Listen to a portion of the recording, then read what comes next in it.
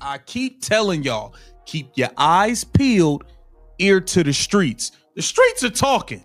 The streets are talking. It's a lot of noise out there. Where there's smoke, there's fire. Now, I'm not saying this is absolutely right, but when I've said there's smoke, there's fire, things have started to happen, and I'm paying attention to the... What's good, Baskley fam? The Indiana Fever just made waves that nobody saw coming. We're talking about a free agency pursuit, so aggressive, so calculated, that it could completely reshape the WNBA power structure. Jackie Young, the highest paid player in the league, Indiana native, and suddenly she's not represented by Clutch Sports anymore, while her Aces teammates are. That's not a coincidence, but here's what everyone's missing. This isn't just about Jackie Young. The Fever are hunting for a stretch power forward simultaneously, and the strategy behind these two moves reveals something way bigger about what they're building around Caitlin Clark. By the time you finish this video, you'll understand why this offseason might be the most critical moment in franchise history. Let me break down exactly what's happening behind closed doors. Offseason, the Athletic Women's Show crew. Okay, there's a difference between the Caitlin Clark version of the Fever and the version that they had to cobble together. And that version worked well with Odyssey Sims and Kelsey Mitchell, but will it work well when Caitlin's back? Great question. So missing that secondary guard option could be okay. That makes sense as to what to look for during the free agent market. Listen to how specific that language is. Secondary guard option. Complementary guard. This isn't vague speculation. This is intentional roster construction language. The Fever brass knows exactly what they need, and they're being surgical about it. Here's the psychology at play. When teams talk about complementary pieces, they're admitting their current system has gaps. The Odyssey Sims and Kelsey Mitchell pairing worked when Caitlin was injured, but will it work when she's back? That question exposes the entire problem. They built a temporary solution that might not scale, and now they're in a position where they have to upgrade without blowing up what worked. That's a tightrope walk most franchises fail at. I'm saying, we know Kelsey Mitchell is you guys' off-season focus. We know. Now, this is where it gets interesting. This is where it gets real interesting. The buzz, however, is about adding a power forward who can stretch the floor, someone who can create more space for Clark on the perimeter and give Boston room to work inside.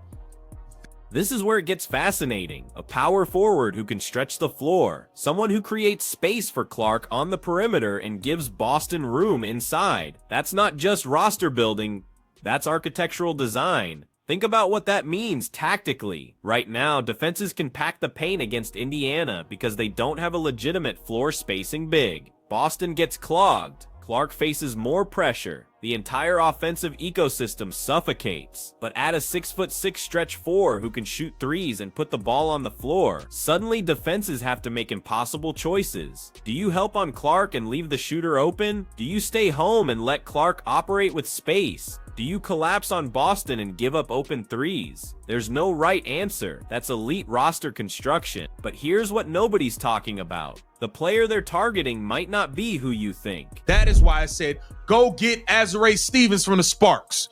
Go get her. Go get Azurá Stevens. She's the perfect fit. 6'6". She's 6'6", long, can shoot the three, can move, can put the ball on the floor. She is a literal, she is a stretch 4 at the T. Azurá Stevens from the Sparks. 6'6", can shoot the three, can move, can handle. She's not Natasha Howard trying to be a point guard who can't shoot. She's a legitimate modern stretch 4, and here's why this matters more than people realize. Stevens doesn't need the ball to be effective. She's not coming in trying to be the MVP or run the offense. She fits into what Clark does naturally. That's the difference between a good free agent signing and a catastrophic one. You've seen teams bring in star players who disrupt chemistry because they need touches, need plays called for them, need validation. Stevens isn't that. She's a plug-and-play solution who makes everyone around her better without demanding anything in return. That's exactly what championship teams do. That 3, prioritize fit over name recognition. The biggest plea I can for Jackie Young. I don't think I would expect her to leave, right? But she is an Indiana native. She played at Notre Dame. if you can ever try and lure someone out of Las Vegas Aces ecosystem, that is a player that I'm certainly going after, making the biggest swing I can. And now we get to the nuclear option. Jackie Young, Indiana native, Notre Dame legend, the highest paid player in the WNBA at $252,000 per year, and the reporter just casually dropped the biggest clue. I'm making whatever the equivalent of the biggest plea I can for Jackie Young. That's not speculation, that's insider knowledge, dressed up as opinion. When media members start floating specific names with specific contract details and specific hometown connections, they're not guessing, they're preparing the audience for what's coming. But here's the twist that changes everything. Jackie Young switched agents last season. She's now the only member of the Aces core not represented by Clutch Sports. A'ja Wilson? Clutch. Chelsea Gray? Clutch. Jackie Young? Not anymore. That's a seismic shift that signals something way bigger than just changing representation. But hey, who knows? Who knows? The Aces title-winning trio is the tip of the iceberg in this year's free agent class. While Chelsea Gray and A'ja Wilson seem likely to stay put, with both eligible to be cleared, Jackie Young hasn't clearly stated her intentions yet. She hinted at bringing it back, which favors her staying, but she changed agents last season and is now the only member of the Aces core that are not represented by Clutch. Listen to the certainty in that statement. She changed agents last season and is now the only member of the Aces core not represented by Clutch Sports. When a player leaves the same agency that represents her championship teammates, that's not administrative housekeeping, that's strategic positioning. Think about the psychology here. You're on a dynasty team, you've won championships with these women, you've built relationships, and then you deliberately separate yourself from the agency that binds everyone else together. Why would you do that unless you're planning something different, unless you're creating optionality, unless you're preparing for a future that doesn't include Las Vegas? Clutch Sports has massive influence in the WNBA. They package deals, they create super teams, they keep players together. Jackie Young walking away from that ecosystem is the biggest free agency signal nobody's talking about. Listen. I'm not saying Jackie Young is going to be on the Indiana Fever. What I do want to know is, would you guys be interested in having Jackie Young join the Indiana Fever? Would y'all be interested in that? It's something to think about. It says, as the highest paid player in the WNBA with an annual average salary of $252,000.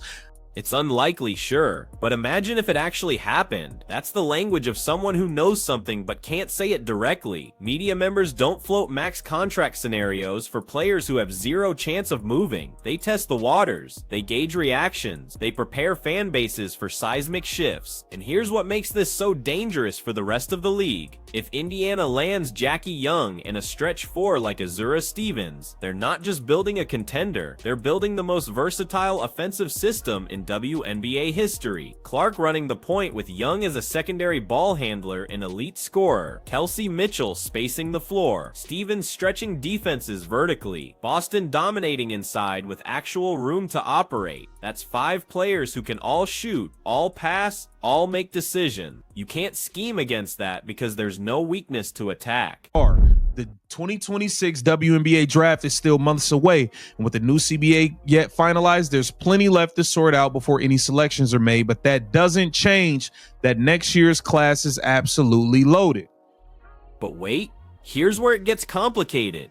Notice what he just said? I don't really think Jackie Young is a great fit next to Caitlin Clark. We're here to see the Clark show. That's the tension nobody wants to address publicly. If you bring in Jackie Young, who's the alpha, who gets the final shot, who runs the offense in crunch time. Young averaged nearly 16 points per game last season on a championship team. She's not coming to Indiana to be a role player. She's not accepting a reduced role just because Caitlin Clark is there. So either the Fever are confident they can build a system where both stars thrive without ego conflicts, or they're walking into a chemistry disaster that destroys everything they've built. And here's the brutal truth. Most teams get this wrong. Most teams think talent alone solves problems. It doesn't. In for 2026, Clark, Boston, and Michaela Timpson. Meanwhile, Lexi Hall is a restricted free agent. Sophie Cunningham is an unrestricted free agent. 3 players locked in for 2026. Clark, Boston, Thompson. That's it. Lexi Hall is a restricted free agent. Sophie Cunningham is unrestricted, but wants to return. And Kelsey Mitchell, the player they've publicly declared their #1 priority, is unrestricted and can go anywhere. Think about how exposed that roster is. If they don't retain Mitchell and they don't land a major free agent, they're starting from scratch around Clark and Boston. That's organizational malpractice. But here's the strategic gamble they're making. Maybe losing Mitchell isn't the worst thing if it means landing Jackie Young. Young is younger, more versatile, and frankly, might be a better long-term fit. Mitchell is a bucket getter, but she's not a playmaker. Young can do both. So the Fever might be positioning themselves for a controversial decision that fans will hate initially, but proves genius long-term. Into the second, I disagree. I don't think it's much there. This draft is not, there's a huge drop-off. Once you get past the sixth pick in this draft to 7, there's a huge drop-off. A huge drop-off. So the draft. Loaded at the top with Lauren Betts, Anissa Morrow, Kiki Iriafin, Raven Johnson, Olivia Miles. But notice the skepticism. I don't think either one of them are franchise changers. That's a critical evaluation because it reveals how the Fever are thinking. They're not banking on the draft to save them. They're not waiting for a prospect to develop. They're in win now mode, which means free agency is everything. The draft becomes about finding complementary pieces, not building blocks. Yarden Garzon, the 6'3" shooter from Indiana who transferred to Maryland, might be available at pick 10. She led the Big Ten in three-point percentage as a freshman, but even that feels like a backup plan, like something you do after you've already secured your major pieces. The Fever are hunting big game, and the draft is just insurance. Would you be interested in that? Me personally, I want her to stay with the Aces because I think with Caitlin Clark, we could go beat the hell out of the Aces. I'm gonna be honest with you. I think the Indiana Fever will beat the Aces. I think the Indiana Fever will beat the Aces. That's the confidence of someone who's seen the blueprint and knows it works. But here's the deeper truth. The Fever don't just want to compete with the Aces. They want to dismantle the dynasty. They want to prove that their model building around a generational talent through smart free agency and tactical roster construction is superior to the Aces super team approach. This is philosophical warfare. It's about validating an entire organizational strategy. And if they pull off landing a stretch 4 and either retaining Mitchell or stealing Jackie Young, they're not just building a contender. They're building the team that ends Las Vegas's reign. The psychological impact of that cannot be overstated. When you beat a dynasty, you don't just win a championship, you shift the entire power structure of the league. Other stars start looking at your organization differently. Free agents want to join what you're building. Suddenly, Indiana becomes the destination instead of the stepping stone. Alright Baskley fam, this offseason is about to get absolutely insane. The Fever are making moves that could either create the next dynasty or blow up spectacularly. What do you think, Brunt? Should they go all in on Jackie Young? Or is that too risky with Caitlin Clark already there? Drop your thoughts below.